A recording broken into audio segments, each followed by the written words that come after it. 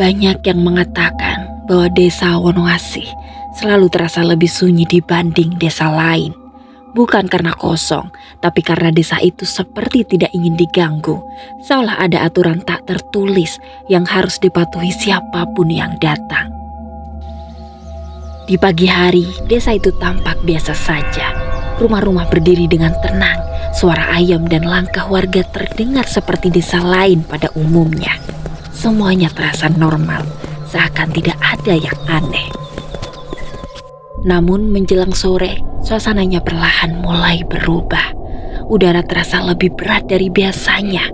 Suara-suara kecil di sekitar, gesekan daun, langkah kaki, bahkan hembusan angin entah kenapa terasa lebih dekat dari seharusnya. Di ujung desa, katanya ada sebuah bangunan tua yang sudah lama tak difungsikan.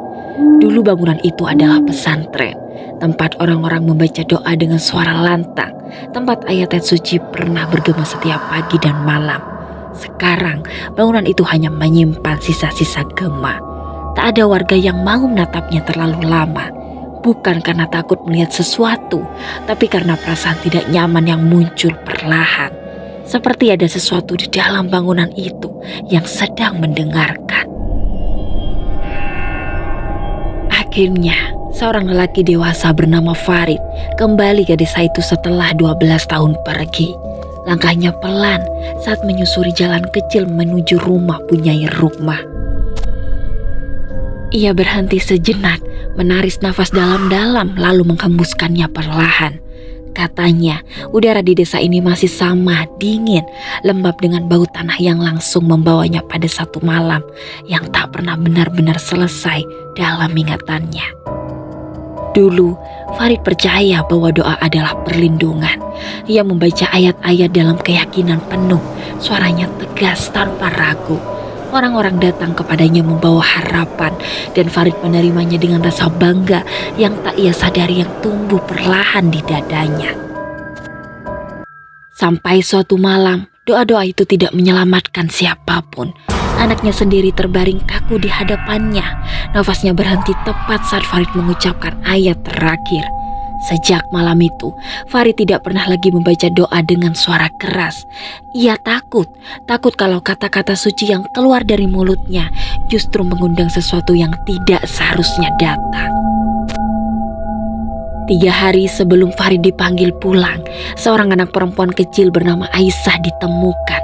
Anak itu duduk sendirian di aula pesantren tua. Tubuhnya kecil, lututnya didekap, punggung kecil membungkuk, rambut kusut ujung bajunya basah oleh embun malam.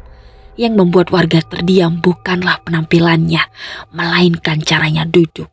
Aisyah tidak bergerak sama sekali, tidak gelisah, tidak terlihat takut, seolah ia sudah lama berada di sana dan memang tidak berniat pergi. Saat dibawa ke rumah Punyai, Aisyah tidak menolak. Tangannya dingin ketika digenggam dan setiap langkah kakinya nyaris tak menimbulkan suara seperti berjalan di atas air. Malam pertama, Aisyah tidur seperti anak normal pada umumnya. Namun setelah tengah malam, Punyai terbangun oleh suara kecil, bukan tangisan, melainkan bisikan. Suaranya pelan, samar tapi cukup membuat bulu kuduk berdiri. Di antara bisikan itu, ada satu nama yang terdengar paling jelas, disebut berulang-ulang, sangat pelan, seolah takut didengar orang lain, yaitu Farid. Tak lama setelah itu, Farid datang dan berdiri di depan pesantren tua. Tangannya terasa dingin saat menyentuh daun pintu. Kayu itu tidak sepenuhnya mati, seolah masih menyimpan rasa kehangatan dari masa lalu. Dan pintu itu dibuka perlahan. Farid pun melangkah masuk. Di dalam, udara terasa dingin, bukan dingin yang menusuk, melainkan dingin yang membuat nafas terasa lebih berat dari biasanya. Lalu Aisyah duduk di tengah aula, tepat di hadapan Farid. Rambutnya jatuh menutupi punggungnya yang kecil. Ia terlihat seperti anak biasa sampai ia berbicara. Tidak perlu membaca doa keras-keras, katanya dengan pelan. Suaranya itu datar, terlalu tenang untuk seorang anak. Dan Farid sedikit terkejut saat mendengarnya. Sejak malam itu, Farid mulai menyadari ada yang aneh di dalam dirinya. Setiap kali ia membaca doa ayat suci, udara di sekitarnya terasa berubah.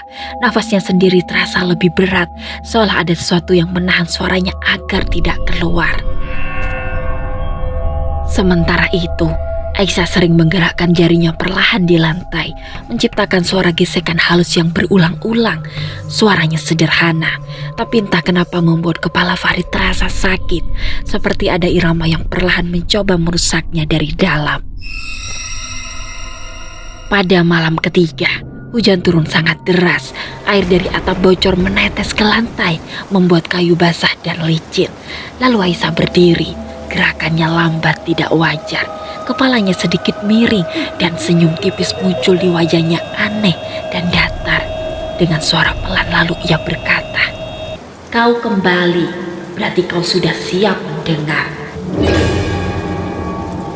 Seketika Farid terdiam. Ia menarik nafas perlahan lalu menghembuskannya. Dan untuk pertama kalinya Farid tidak membaca ayat suci. Saat itu juga Farid langsung berlutut. Ia hanya mengaku salah.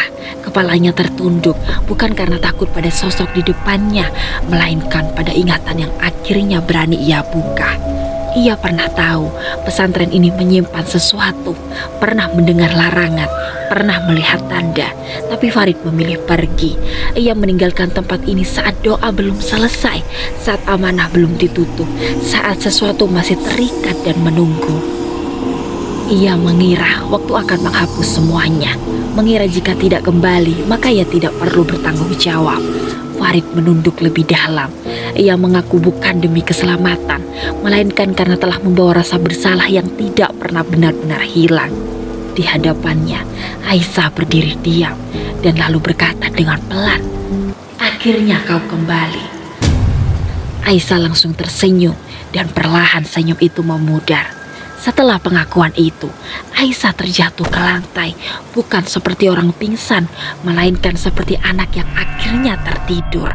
Nafasnya teratur, wajahnya kembali damai, seolah tak pernah ada apapun yang menumpang di tubuh kecil itu.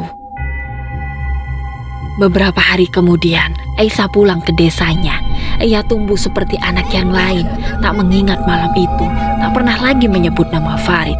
Sedangkan Farid tak pernah kembali ke pesantren itu, bukan karena takut, melainkan karena ia tahu tidak semua tempat perlu dibuka kembali.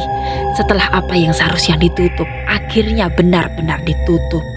Dan kadang pengakuan adalah satu-satunya kunci agar sesuatu bisa berakhir.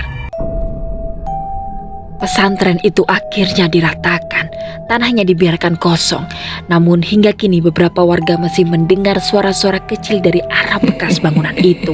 Suara langkah kaki pelan dan suara kain yang terseret perlahan oleh angin malam.